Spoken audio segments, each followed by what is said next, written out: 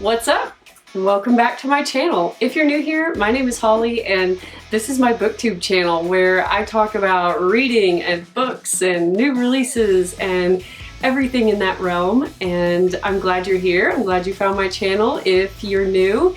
And I'm usually drinking some kind of coffee. Today I'm drinking the H-E-B Houston blend. I actually brought it here with me. This is the decaf version because it's late afternoon right now and I've already had a little too much caffeinated coffee, so I like to keep some decaf on hand. And this is a really great blend. It says it's a medium bodied with pecan, praline, and coconut flavors. You can smell the coconut when it's brewing and it is just heavenly. Even my husband, who's not a coffee drinker, loves the smell of this. So if you don't already have some coffee or tea or wine, whatever strikes your fancy, go grab some, settle in, and we're talking March TBR. I'm kind of half nervous, half excited for this TBR because this will be the first month that I have tried out my Stephen King TBR jar. If you missed that video, I did a whole video on Stephen King books and my new TBR jar and all of that. So make sure to go check that out. But a brief little cheat sheet version of what I talked about is essentially I have a jar full of every Stephen King book ever written, and each month I'm going to pick one out and try to get through at least one Stephen King book a month because I haven't read as many of his books as I'd like to, so this will help kind of give me a boost. And I don't think I addressed in my last video where I did my February wrap-ups that you might be able to tell, like right under my eye here, I've got like this funky little bruise. Really don't know what happened. It's like a bruise kind of thing, like a blood blister. I don't really know. I just woke up with it one day. I don't know how it happened. The only thing I can think of is that I fell asleep with my glasses on and maybe the ridge of my glasses hurt me or cut me in some way. I really don't know. I'm not typically accident prone, so I don't know what happened, but it doesn't hurt that bad. It just looks kind of gnarly. I put makeup on it, but that's what that is. So let's get into this video. Okay, we have the TBR jar, the Stephen King TBR jar. I'm gonna shake it up, make sure that they're nice and mixed. I'm nervous. And like I said in my last video, I accidentally put even the books that I've already read by him. So if I pick one of those out, I'm just gonna chunk it and go for a new one. All right, here we go. I don't know what this is. I don't know why I'm so nervous. Why am I nervous? I don't know. Okay, here we go.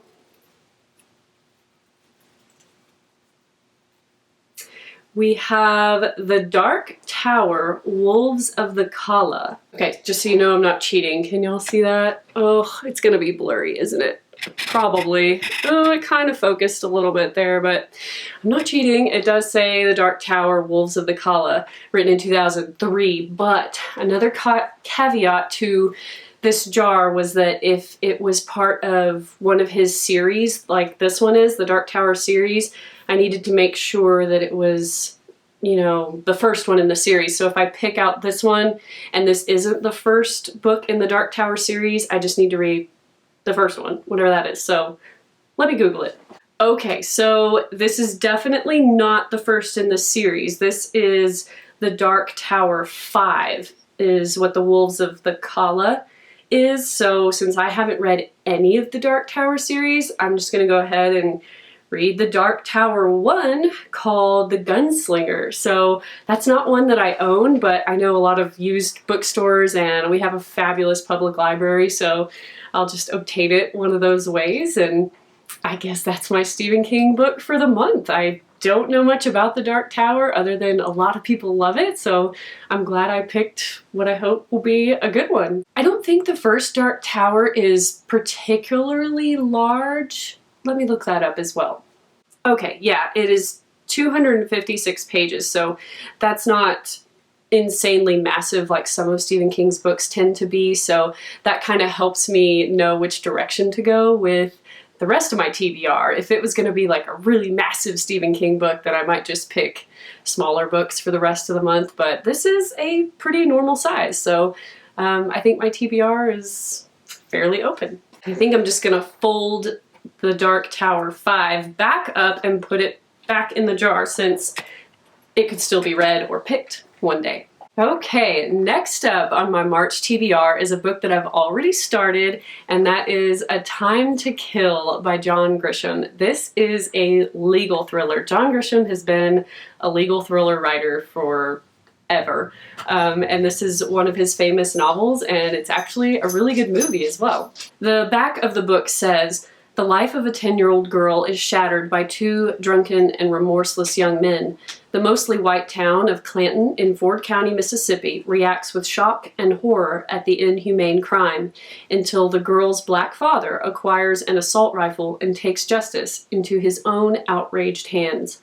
For 10 days, as burning crosses and the crack of sniper fire spread through the streets of Clanton, the nation sits spellbound as young defense attorney Jake Brigance struggles to save his client's life, and then his own." I'm about 140 pages in and I am loving it. I love legal thrillers, especially ones written by John Grisham. He is actually an attorney himself. He's been writing for a very long time, and so all of his novels have like really accurate portrayals of attorneys and crimes and the court system and how it all works, and he doesn't shy away from those details, which I love. Maybe if you're not an attorney, that stuff is annoying. I'm not really sure. Let me know if you've ever read one of his and didn't like it, but I happen to love it, and he's always got this really exciting plot line, and this one's amazing. Like, as the back of the book says, this young 10-year-old girl is horribly brutalized by these two men,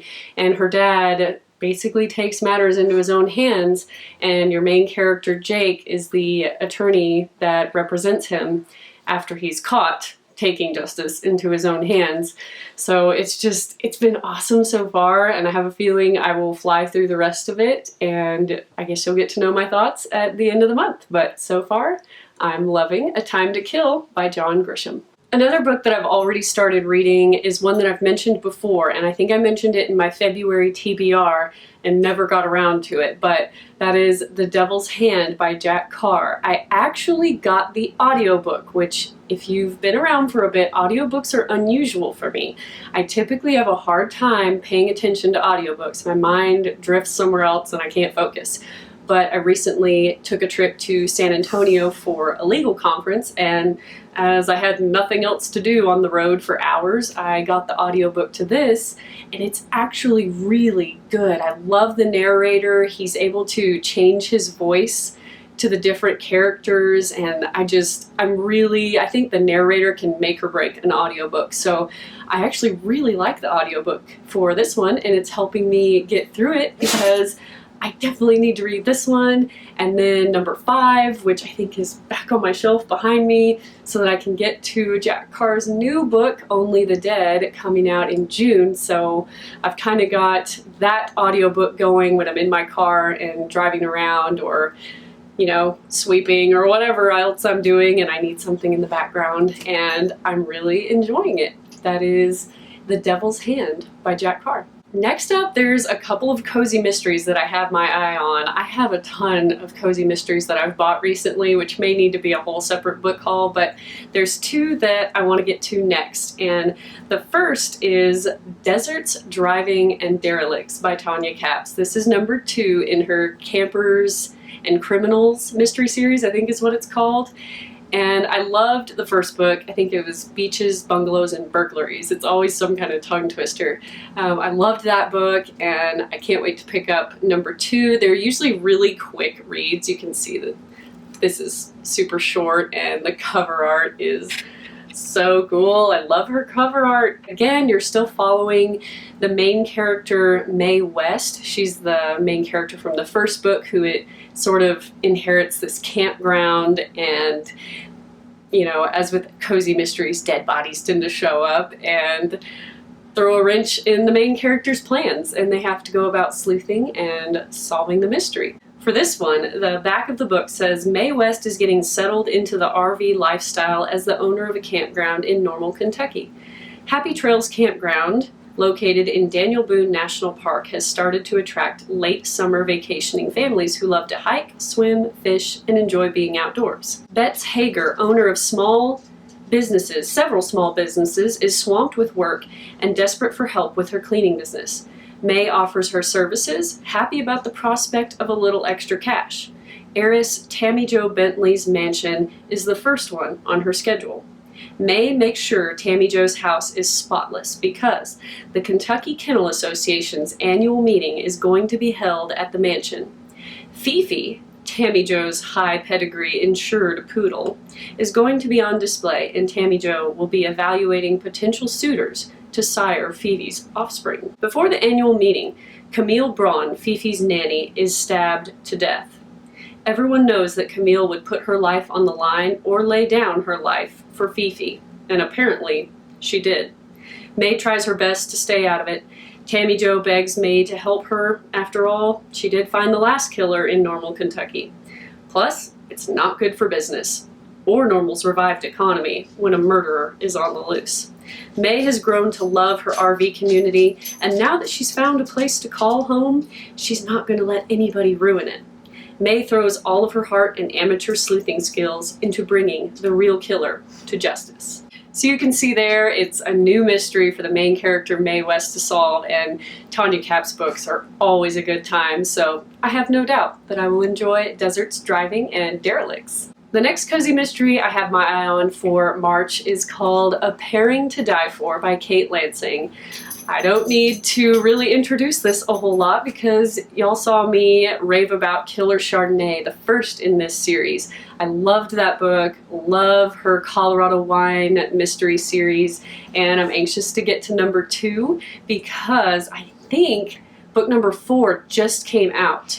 Yeah, I think it just came out earlier this month, so I've got a little bit of catching up to do, not too bad, just number 2 and 3 I need to get to before I can read that one, but it's an awesome series. You're following the main character, and she is the owner of a local winery in Colorado, and she's such a cool character. Like, I really identify with her, and I love how her mind thinks and how she solves all these crimes, and this one I'm sure is going to be no different. So in the first book, you find out that she starts a relationship with a man named Reed. And in this book, she's still dating him.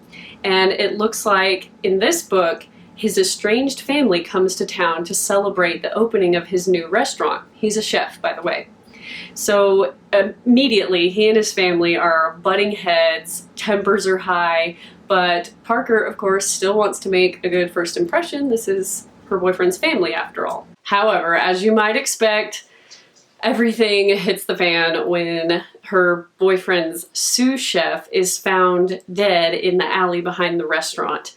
And of course, Reed is the prime suspect in this murder because it's his sous chef, and Parker has to go about figuring out who the real killer is, and it says, even if the truth is difficult to swallow. I don't know what that means. I don't know if they're insinuating it could be Reed himself, like he could actually be the killer, but I'm intrigued. I'm in. I can't wait to get to A Pairing to Die For by Kate Lansing. So if you've been following my channel for a little bit, you may know that I am in a true crime book club, and every month they pick a true crime book to read, and everyone kind of discusses it and talks about it, that sort of thing. But this month they picked a book called Over My Dead Body, and it's about kind of America's cemeteries and the history of how we buried the dead, and it sounds really interesting, but it's kind of a brand new book, so it's only out in hardback at the moment. It doesn't come out in paperback until October, I believe, and the hardback is still close to $30, and I just really don't want to spend $30 on a hardback, especially when I don't really love hardback books in the first place. I can tolerate them if it's, you know, a book I really love, but I'd rather just wait for the paperback. So this month, I think I just may read a true crime book of my choice. And the true crime book that I have my eye on is Zodiac. This one looks so interesting. I think I've mentioned this in a previous book haul, and it's a great time to read it since I'm not picking up the Over My Dead Body. This one is, as you might expect, on the infamous Zodiac killer. He is a sexual sadist His pleasure was torture and murder. His first victims were a teenage couple that he stalked and shot dead. And after another slaying, he sent his first mocking note to authorities promising that he would kill more. The official tally of his victims is 6. However, he claims 37 are dead because of him. However, this book says that the real death toll may have reached 50. He was never caught. That is freaking scary. The fact that there is someone on this planet that has killed nearly 50 people, been taunting authorities with his crazy little notes for decades, and has never been caught. That's terrifying. I don't know about y'all, but that worries me. Am I still going to read this? Absolutely. Maybe I'm just sick or, something's seriously wrong with me that I would like to read about this killer that could potentially still be out there, but that's what I like to read. I like true crime. So if you've read this, let me know. I think this book has been out for a little bit, so some of you may have already read it. Let me know if it's any good. I can't wait to get to it. I think it sounds fascinating. I love anything that dives into a criminal's mind and really gets to their psyche. So I cannot wait to read The Zodiac by Robert Graysmith. Next up in March, I wanted to throw in a sci-fi type of book. I've got 3 here that are potentially the ones I'll read this month. And the first one that I'm looking at is called Next by Michael Crichton. Courtney with Courtagonist was telling me that she recently read this and loved it. And I love Michael Crichton. You may be able to see several of his books behind me here. I've read Jurassic Park and Congo and Timeline, and he's a fantastic author. So I have no doubt I'll love this one as well. Plus it's like a really cool March green. I mean, you gotta love that. So I think this one sounds really good. The back is very simple. It says, "Welcome to our genetic world. Fast, furious, and out of control. This is not the world of the future. It's the world right now." I don't know much other than that, but it looks really interesting, and you've got kind of like a primate sort of figure here on the cover. I don't know what that means. Obviously it has something to do with genetics and maybe our evolution as humans. I don't really know, but it is a fiction book. It's not nonfiction, and Michael Crichton is a fantastic author. I have no doubt I will probably enjoy this one. So there you have it. That is Next by Michael Crichton. The next sci-fi book I have my eye on is called Dead Silence by S.A. Barnes. I think this one made its rounds in the BookTube, Bookstagram world, so I've heard some really good things about it. I think this is more in line with the sci-fi horror genre, so that's definitely a really interesting genre to me. The back says that Claire Kovalik is days away from being unemployed, made obsolete, when her beacon repair crew picks up a strange distress signal. With nothing to lose and no desire to return to Earth, Claire and her team decide to investigate. What they find is shocking. The Aurora, a famous luxury space liner that vanished on its maiden tour of the solar system more than 20 years ago. A salvage claim like this could set Claire and her crew up for life. But a quick search of the ship reveals something isn't right. Whispers in the dark, flickers of movement, messages scrawled in blood. Claire must fight to hold on to her sanity and find out what really happened on the Aurora before she and her crew meet the same ghastly fate. So that sounds really good. Not only do you have all the sci-fi, spaceship, outer space elements, but there's like this horror element where they end up on the ship and there's blood messages on the walls and whispers in the dark, and I'm getting chills just thinking about it. So if you've read this one, let me know if you liked it. Of course, don't leave spoilers, but let me know if I should pick this one up. That is Dead Silence by S.A. Barnes. And the third sci-fi book that I've got my eye on is one that I saw Nakia with Nakia's Hideaway talking about, and I think many others have probably read this and talked about this one as well. It is Dark Matter by Blake Crouch. Nakia said that it was so good and that she loved it. And if you've ever seen Nakia's channel, you know she is like the DNF queen. If she's not into a book quickly, she tosses it. And as such, if she says it's good and she managed to get all the way through it, it probably is. Go check out her channel if you haven't. She is awesome. The back of the book says, "Are you happy with your life?" Those are the last words Jason Desson hears before the kidnapper knocks him unconscious. Before he awakens to find himself strapped to a gurney, surrounded by strangers in hazmat suits. Before a man he's never met, smiles down at him and says, "Welcome back, my friend." In this world he's woken up to, Jason's life is not the one he knows. His wife is not his wife. His son was never born. And Jason is not an ordinary college professor, but a celebrated genius who has achieved something remarkable. Something impossible. Is it this life or the other that's the dream? And even if the home he remembers is real, how will Jason make it back to the family he loves? From the author of the best-selling Wayward Pines trilogy, Dark Matter is a mind-bending thriller about choices, paths not taken, and how far we'll go to claim the lives we dream of. So that sounds really interesting. You have kind of the amnesia trope where you wake up with the main character and you don't know any more than he does. He's having trouble figuring out where he's at and why his perception of reality isn't the current reality and what is going on and who are all these people and where's my family? And it's all about kind of discovering that, and it sounds like it's very sci-fi as well, so I think it sounds great, and I've heard a lot of great reviews. So that is Dark Matter by Blake Crouch. And the last book on my March TBR is one that I've been kind of anxious to get to. It's a relatively new release, and that is called The Spite House by Johnny Compton. This is a pretty quick read. It's not very large, and it's a haunted house story. I believe the premise is that there's this man that takes a job at this notorious haunted house in Texas. Of course, Texas. You got my attention. Need I say more?